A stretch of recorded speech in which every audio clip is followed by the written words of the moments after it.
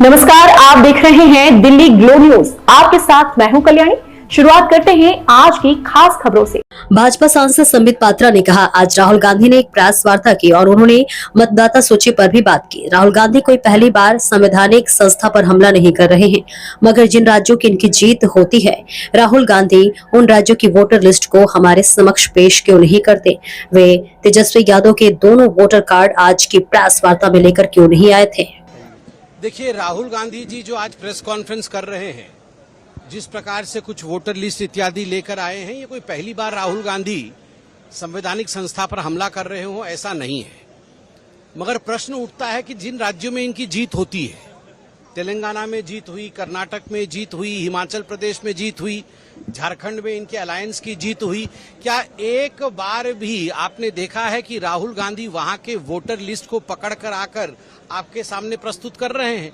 एक बार भी उन्होंने उन वोटर लिस्ट को पकड़ कर आकर प्रेस कॉन्फ्रेंस नहीं किया है जिन राज्यों में उनकी जीत हुई थी पहले या अभी हाल फिलहाल में उनकी जीत हुई है। तो स्वाभाविक रूप से ये एक तरह से नाच न जाने आंगन टेढ़ा पॉलिटिकल चुनाव किस प्रकार से लड़ा जाता है, लोगों में उनकी पैठ नहीं है, लोगों में माननीय मोदी जी के प्रति एक प्यार का भाव है क्योंकि उन्होंने अच्छा काम किया है, तो स्वाभाविक रूप से लोग वोट देते हैं। मैं तो आज राहुल जी से पूछना चाहूंगा, आप इतने प्रिपरेशन के साथ आए थे तो अपने ही अलायंस के बड़े नेता तेजस्वी यादव जी के भी दो वोटर आईडी कार्ड थे, वो भी दोनों वोटर आईडी कार्ड लेकर आते कि दोनों वोटर आईडी कार्ड थे, देखो जी ये कट गया है कि एक बचा हुआ है, उस पर तो कोई कमेंट नहीं किया है। स्वाभाविक रूप से राहुल गांधी जी कहीं न कहीं आज जो प्रेस कॉन्फ्रेंस कर रहे हैं वो एक तरह से बिहार के चुनाव से पहले एंटीसिपेटरी बेल है कांग्रेस पार्टी का कि देखो चुनाव के नतीजे आए उससे पहले किसके ऊपर ठीकरा फोड़ना है वह ठीकरा वो फोड़ रहे हैं। महाराष्ट्र में भी चोरी हुई इस प्रकार का बयानबाजी कर रहे थे। मुझे आप बताइए, महाराष्ट्र में खुद के इनके नेता बोल रहे हैं कि हमारी तैयारी ठीक नहीं थी, कोई वोट चोरी नहीं हुई।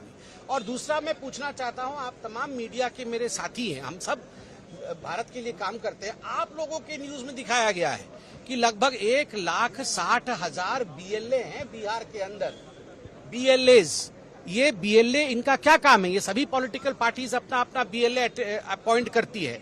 इनका काम है, यदि किसी के घर का ठिकाना ठीक नहीं है, यदि किसी का नाम में किसी प्रकार की स्पेलिंग मिस्टेक है, कोई वोट कटना चाहिए और कोई वोट जुड़ना चाहिए, इन सभी विषयों को लेकर BLAs का काम है वो BLO के पास जाके अपने विषय को रखे। मैं आज राहुल गांधी जी से पूछना चाहता हूं, तेजस्वी यादव जी से पूछना चाहता हूं, क्या कारण है कि जब से SIR की लिस्ट आई है 1 अगस्त से अभी तक एक भी कंप्लेंट आपके BLA ने नहीं किया है? प्रेस कॉन्फ्रेंस करके इलेक्शन लड़ना है या जो संवैधानिक प्रक्रिया है जिसमें कि BLO के पास जाना होता है?